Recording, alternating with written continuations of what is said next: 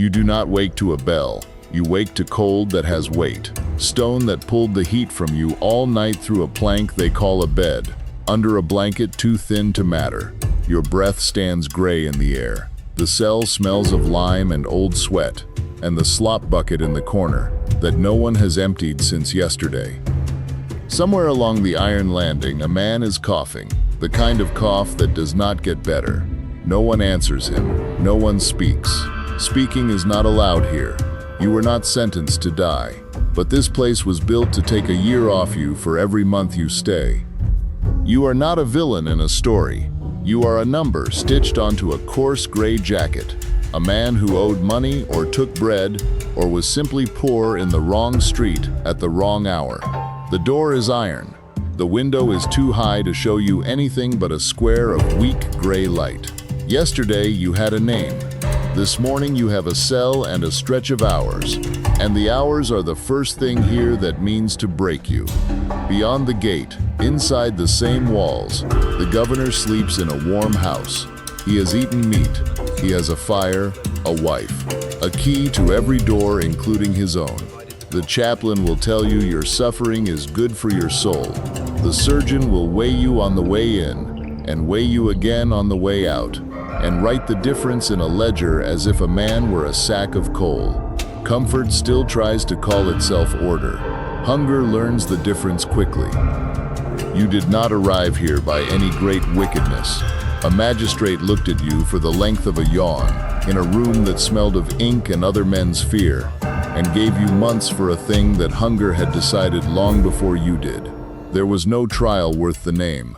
There was a clerk, a sentence, a hand pointing at a door, and then a van with no windows and a slot of light. And the city you knew slid away behind iron, while strangers in uniform learned your number and forgot your face. The poor do not go to prison for being dangerous.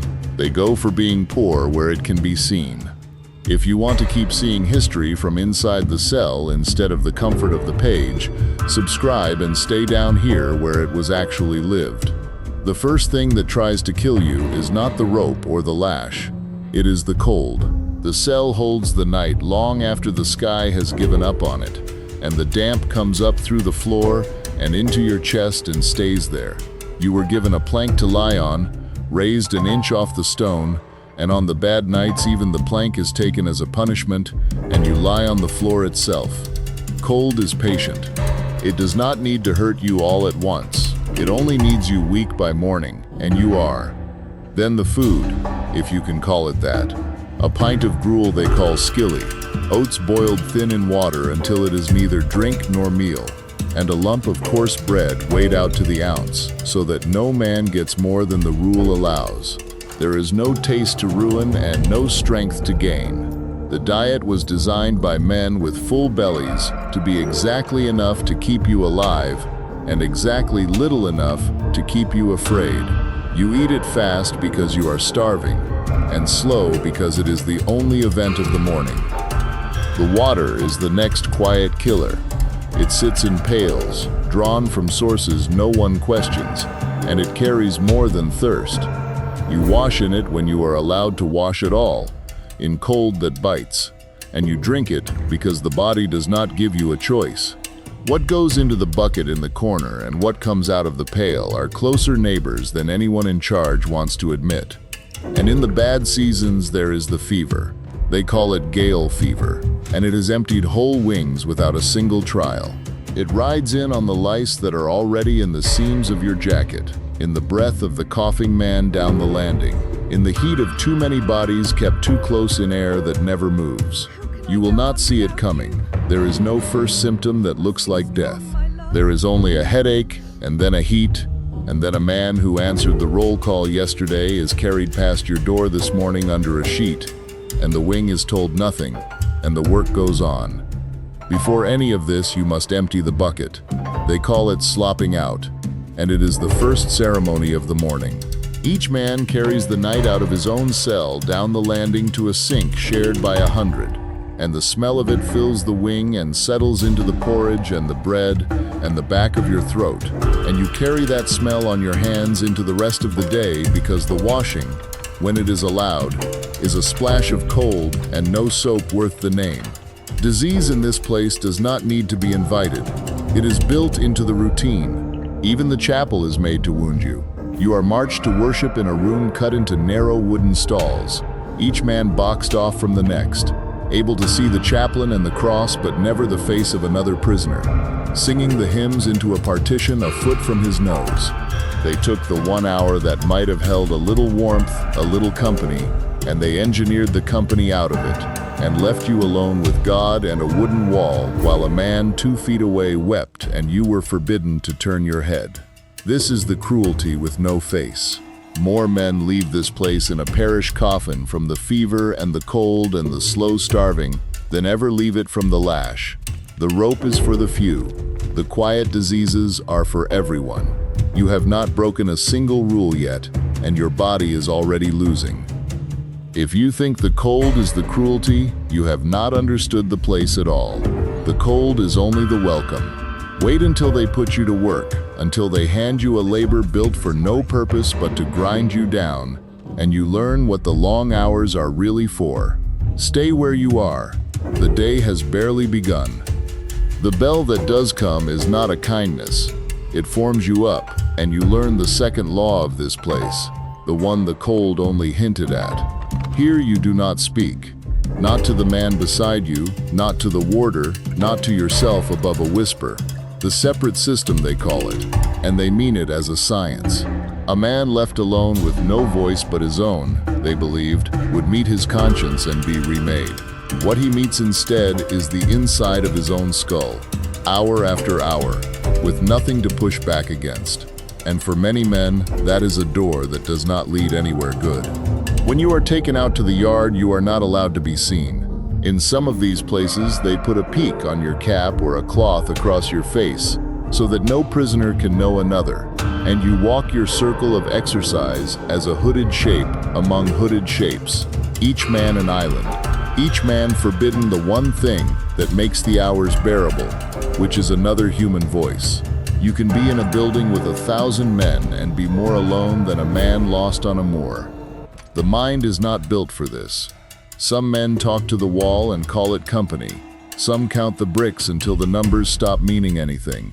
Some stop eating. Some are found in the morning having found the only exit the rules forgot to lock. The silence was meant to save your soul. It takes the weak ones first, and it does not care whether you were weak when you came in. The nights are where the silence breaks itself. The rule says no voices, and the warders enforce it through the long day. But in the dark, the wing fills with the sounds 1,000 men cannot hold in. A cough that goes on too long. Boots on iron, as a watch is walked. Somewhere a man weeping into his blanket so the screw will not hear, and somewhere another man laughing at nothing, which is worse, because you know what the laughing means. You lie on your plank and you listen to a whole building of men being slowly unmade, and you understand that the quiet they impose by day is not peace. It is only pressure, and at night you can hear it leaking out of every cell on the landing, yours among them. You stop expecting morning to bring anything. Morning brings the cold you already know, the gruel you already know, the wheel you already know.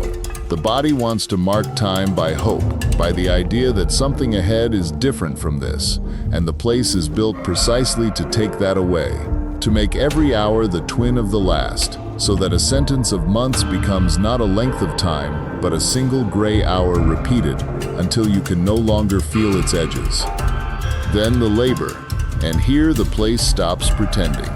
You are marched to the treadwheel, a great drum of wooden steps turning under the weight of men, and you climb. You climb stairs that go nowhere, hour upon hour, lifting your own body up a step that falls away beneath you again and again, and the wheel sometimes grinds corn and sometimes grinds nothing at all. That is the genius of it. The work does not need to be useful, it only needs to be endless. 6 hours of climbing a staircase that never ends, on a stomach of thin gruel, and your legs become someone else's legs, and still the wheel turns. If not the wheel, the crank. A box of gravel and a handle, and a number. 10,000 turns, 15,000, before you eat. A warder can tighten a screw on the side to make the handle heavier whenever he pleases, and that is why the men come to call him the screw, a name that outlived the machine. You turn the handle in a locked cell, alone, against a resistance a man cannot see, and there is no corn, no water lifted, no thing made. You are turning a handle to turn a handle. The pointlessness is the punishment. The body can bear hard work. It is the work that means nothing that hollows a man out. And if not the wheel or the crank, the oakum. You are given a heap of old ships, rope, tarred and hardened by years at sea, and told to pick it apart into loose fiber with your bare hands. Ounces of it, pounds of it, every day. The tar blackens your fingers. The stiff strands split your nails and open the skin at the tips, until you are unpicking rope with hands that have started to come apart themselves. And the quota does not move because your fingers bleed.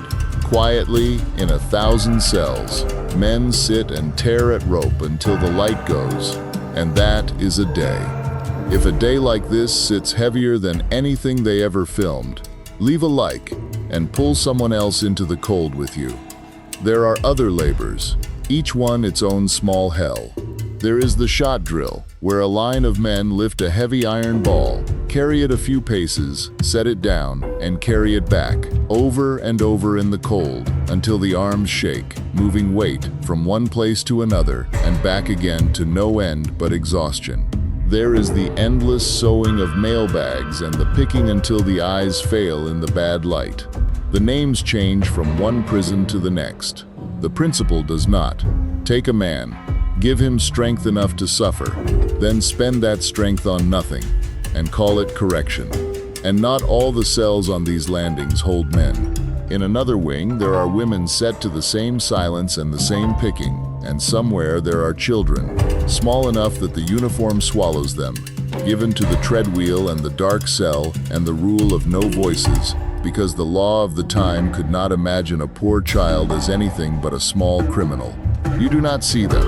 The system keeps everyone apart, but you hear, sometimes, through the stone, a sound too high to belong to any of the men, and you learn not to listen, because there is nothing your listening can do. Fear makes every man here equal eventually.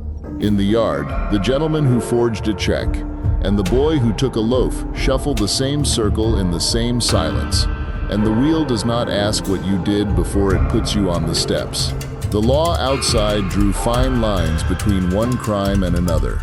In here there is only the rule, the bell, and the cold, and they fall on everyone the same. If you had been handed those months for being poor, tell me what takes you first, the silence or the cold? Say it below. If the labor does not bend you, the discipline waits. Break the silence, slack at the wheel, look a warder too long in the eye, and the rules have answers written down to the stroke. There is the dark cell, a room without light, where a man is left with bread and water and his own mind for days. And for some, that darkness is worse than any beating. And there is the beating. The cat, they call it, 9 knotted cords on a handle, swung by a strong arm across a back tied to a frame, counted out by an officer, while the surgeon stands by to say when a man may take more. It was meant to be order. Up close, it is not order at all. The infirmary is no rescue.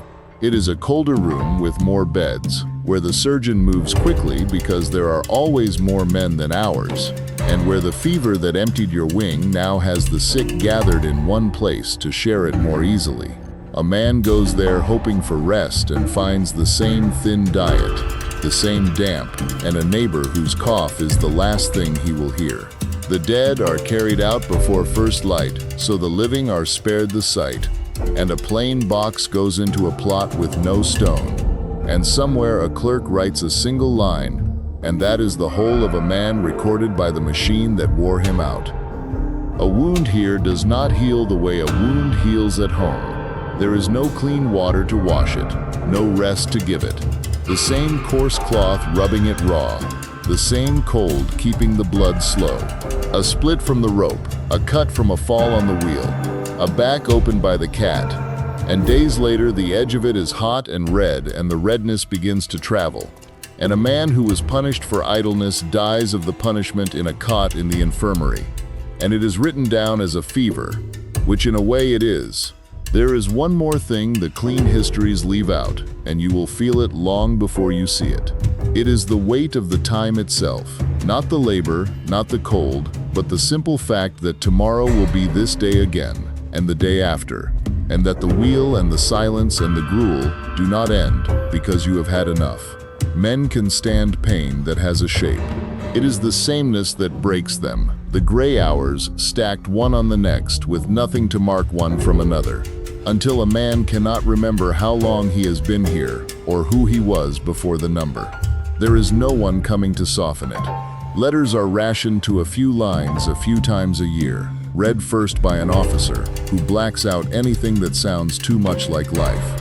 A visit, if it is allowed at all, is a few minutes through a grill with a warder listening, your mother or your wife, a face behind bars trying not to weep so as not to waste the time, and then she has gone back into a world that is already learning to manage without you.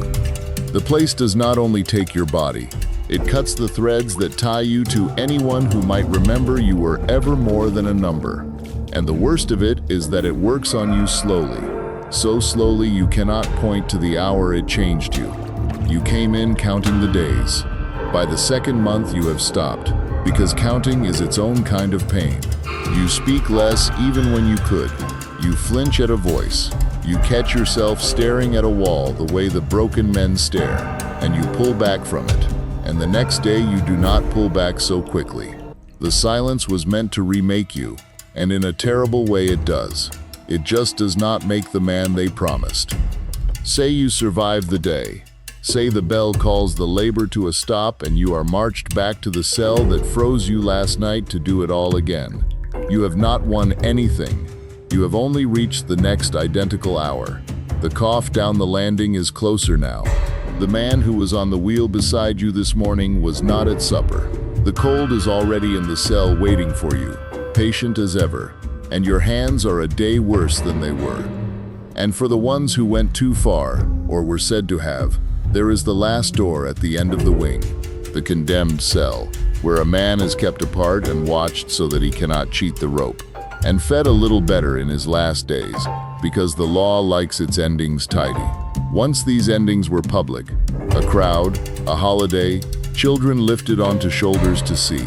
Later they moved the work behind the walls, a bell, a black flag, a notice pinned to the gate, but the rope did not change because it became private. A life still ended on a cold morning by other men paid to end it, while inside the wings 1,000 others heard the bell and counted themselves. For one more day, lucky. The men who ran it were not monsters, and that is the hard part. The warder turning the screw on your crank went home to his own cold rooms, and his own thin wages, and his own fear of the gate closing on him one day. The surgeon who weighed you believed he was a man of science. The chaplain believed he was saving you. Cruelty on this scale is never the work of a few cruel men. It is the work of an ordinary system, kept turning by ordinary people, who have each been given one small task and told not to look at the whole. This is what the long word reform was hiding. They called it correction. They called it a system, a method, a kindness to the soul. They built great wings in the shape of a wheel, so that one man at the center could watch every door, and they were proud of the design, and they wrote about it in clean rooms with good fires. None of that reached the cell. In the cell there was only cold that had weight, food that did not feed, silence that pressed on the skull, and work that meant nothing repeated until the body gave way. You do not wake to a bell. You wake to cold, and you carry it through the gruel and the wheel and the silence and the dark, and you lie down in it again at night.